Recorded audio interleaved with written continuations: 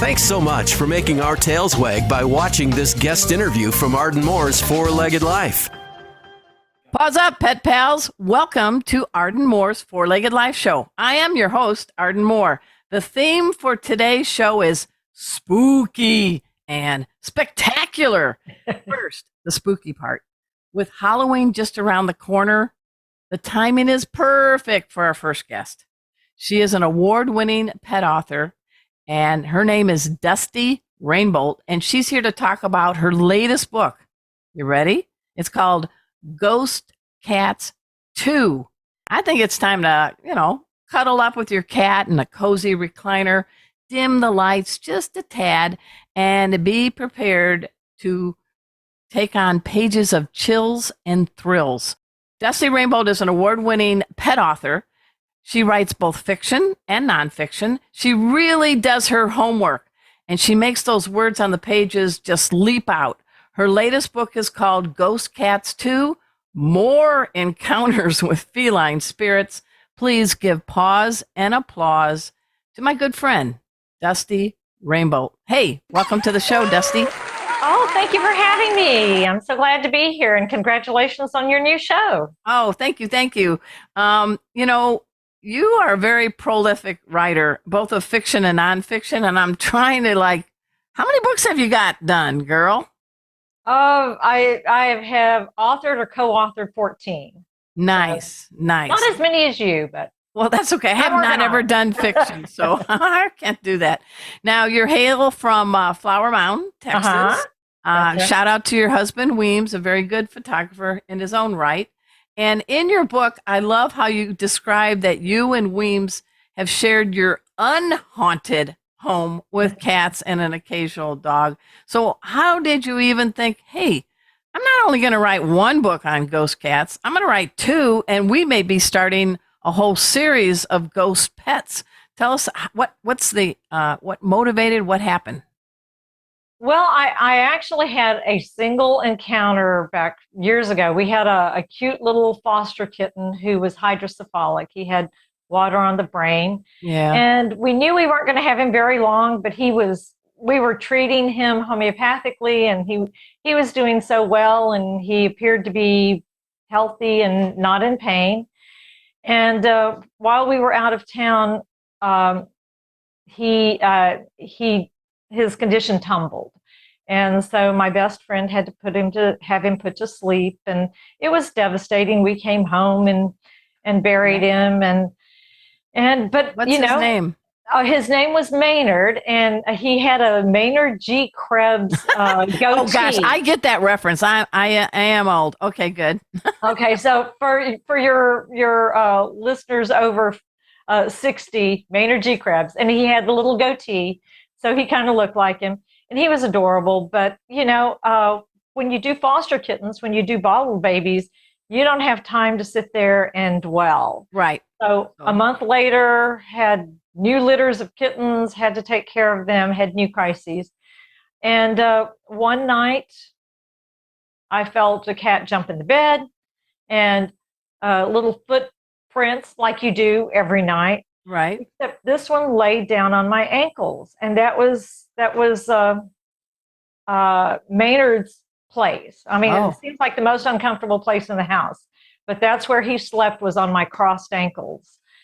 And whatever this was, did that. He walked across, laid on my ankles, and I looked. There was nothing there. We had enough moonlight seeping through that I could see there was nothing visibly there. Wow. Well, let's move fast forward, because this book you write in it, it's dedicated to, quote, everyone who has dismissed that shadow out of the corner of their eye or felt an invisible cat jump on the bed. You're not crazy, you say. You're blessed. Yes. Well put, Dusty. Well put. So this book, this is the sequel to Ghost Cats. And I like that you sort of get it into like sections or chapters, and each one has a tale to tell, many tales in each one. I mean, section 1 is Guardian angels. Mhm. I think section 5, you've got a whole section called "Not My Ghost Cat." My So, favorite. yeah. So when you were doing this, what was the thought behind how you crafted the organization? Because you did a lot of legwork. You interviewed people from all over, didn't you? I did. I've got stories from Australia. I've got stories, I think, from Germany. I've got a lady who's from Spain. So there are stories from all over the world and certainly all over the country. And I just acquired the stories because you never know what you're going to get. Yeah. Well, how do people get hold of you? Do they go to, I love your publishing company, Stupid, what is it? Stupid Gravity Press. Yeah. Yeah, that's awesome. That's awesome. So you're kind of on the hunt for more ghost tales too, aren't you? I am, and they can reach me through my website, through Stupid Gravity Press website, through my Facebook page, Dusty Rainbolt. Um, uh, You also have dustycatwriter.com, right? I do. Okay. I All right. do. So I like that because you're gonna be spinning a tale. I mean, is Halloween one of your favorite holidays or not? Oh, I so love Halloween. We set up an entire cemetery in our front yard. Oh, nice, nice. Well, hope you give out good candy. Oh, we But I do the don't best. want to give away all the different tales, but I went through it and I wanted to see before the break if you could first talk about one of the ones in the first chapter. And that one has to do with, let me see if I get it right. All right. It's called Cat on the Wall. It's the name of the story. Mhm. And it's about a man named Charlie who really never had pets for most of his life and fell in love with a cat named Schlepper. Schlepper, yes. Is it okay to give away a little of this one? Because we're not giving away every story. Absolutely. So let's talk about that because this one is called Cat on the Wall. Set us up. What's going on? Well, Charlie's daughter had talked him into getting a cat, and Charlie didn't like animals. He didn't want to go to all the trouble. And Schlepper immediately fell in love with him. She became Charlie's cat. And he was in And his 60s at the time, right? he was, and we all age, and I mean, they would find him on the floor on all fours playing with the cat. Nice. And See, living proof that real men love cats. absolutely. So Schlepper did, die as they do. And shortly after her death, he had a massive stroke, and he was not expected to live. And so while he was in the rehab center, she was on the Well, you said that Carol and I think another friend, Florence, Carol and Florence were in the rehabilitation center. He was there, and what did they see out the window? Well, they didn't see it out the window. They were leaving him after his first day there. Oh, okay. They had got him all tucked in, and as they were leaving, there was a black cat, the exact size, shape, everything, fur of Schlepper on the wall right outside his room. So after they saw that, what happened to Charlie's recovery progress? Well, they had been hopeless, but Charlie began to improve, and he even was able to start talking again, which they gave no hope of that. And he walked with assistance, with crutches. So he did so much better after that. What do you think? I think that somehow he must have felt her presence, but she was staring intently into the window. It wasn't just sitting there. She was staring at him. And they never saw that cat again. And they never told him, did they? No, they never told him. Wow. Hey, everybody, we're speaking with a very great writer who does her homework, and her name is Dusty Rainbolt. We're talking about her latest book. It's called Ghost Cats 2, and we're going to dive into a couple more. Hold it up, girl. On Ghost Cats 2, we're going to talk more after we take this break. So sit, purr. We'll be right back. Welcome back to Ardmore's Four-Legged Life Show. I'm having a blast talking to my good friend, Dusty Rainbolt. The latest book she has crafted is called Ghost Cats 2. There's tons of stories in 5 different sections, and I'm going to delve into another story or two if that's okay with you, Dusty. Sure. All right, so let me get my clock all started. All right, so in section 3, it's called Family Reunions. Mm-hmm. I love the tale about Disco Cat. Woo! If anybody can see me, I am a very poor disco dancer. But this was, and I love it because it was not only seen, but there was some foul smell too associated with this cat. You want to tell us quickly a little bit about this cat? Well, also, if I'm not mistaken, you could they heard things too. Yes. Disco. Oh, the bell on the collar. That's right. Disco, again, long-lived cat, and the lady had different issues, and then during COVID, a friend of hers got a divorce, and the friend had a new baby. So I can't remember the woman's name, but anyway, is that Sandy? I think so. She moved in to help out and help with the finances and such. Well, Disco was quite an elderly little kitty by that time, and she was having issues associated with kidney disease, which means you often that's a vomit. You vomit. Okay. Don't know I love this. I'm glad this isn't a scratch and sniff episode, but keep going. But not. So anyway, they had to put her to sleep, but the good news is she was able to watch the birds as all this was happening from the picture window over the lake. So it was a very lovely thing. A nice send off. And later on, the woman said she was surprised because she thought she should have been sad, and she wasn't. Huh. And then shortly after that, she and her fiance moved into their own apartment, and then she felt sad. And but before they moved, try as she may, they couldn't seem to get the smell of kitty puke out of the out of the apartment. They scrubbed the floor. I mean, everything was completely clean, but every now and then you just get that whiff. And so then they moved out, and the babysitter said that she heard a bell ringing. The kitty had always worn this bell. And the babysitter heard the bell in the baby's room. And so she went, look, the baby's sound asleep. There's nothing.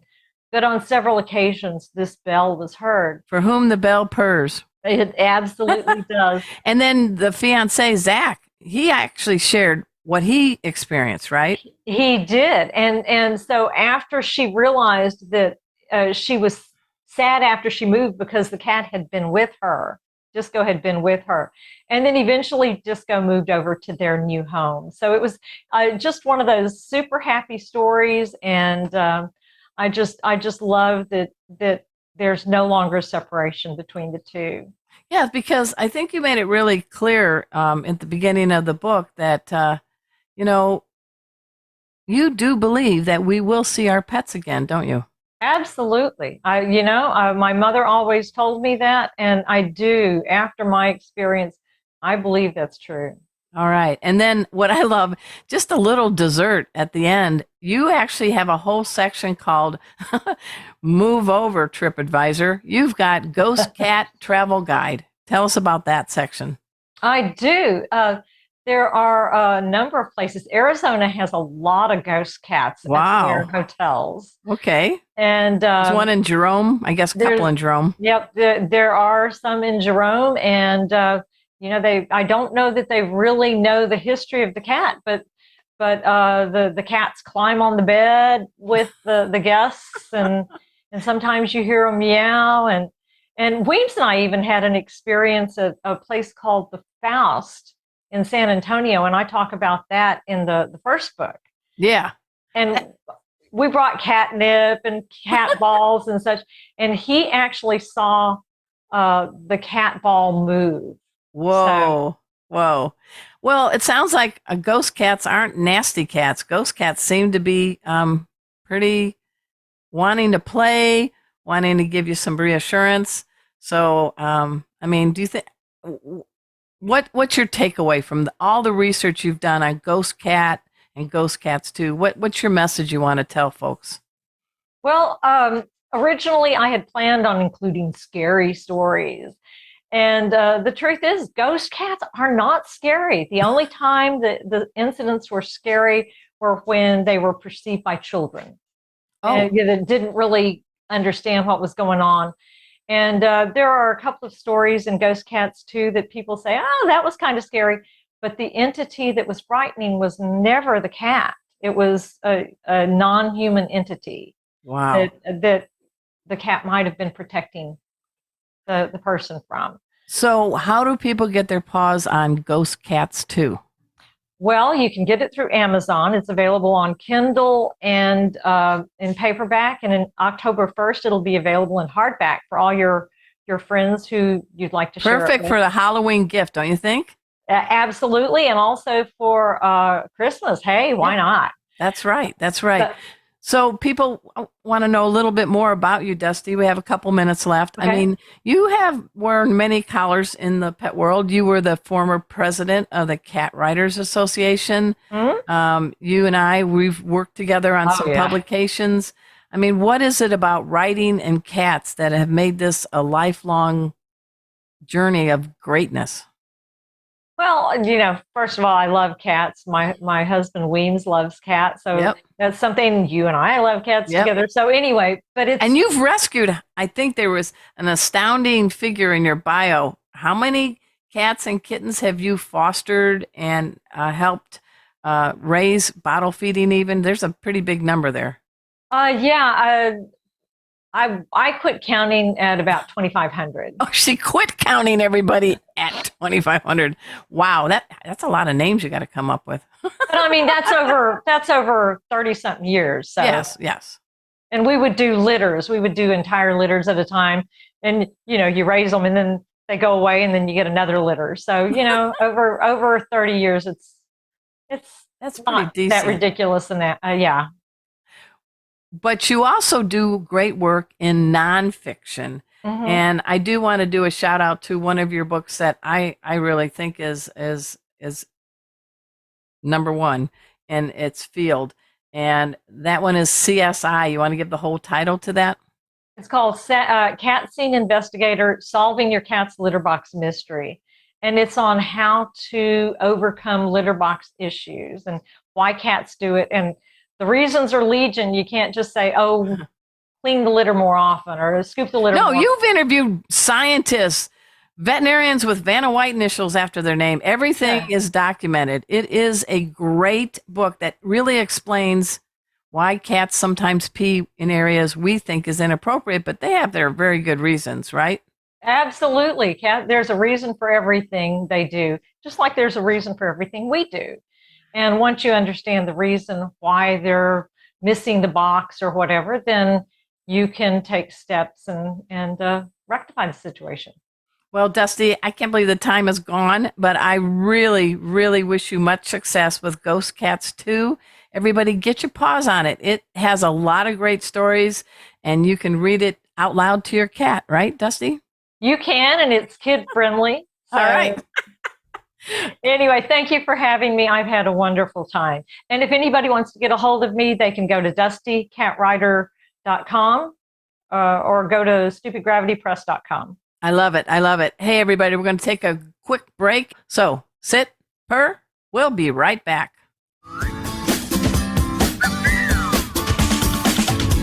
Thanks so much for making our tails wag by watching this guest interview from Arden Moore's Four-Legged Life. Four-Legged Life. Make sure to subscribe so you're up to date with all of our Four-Legged Life content. Four-Legged Life. Four-Legged Life.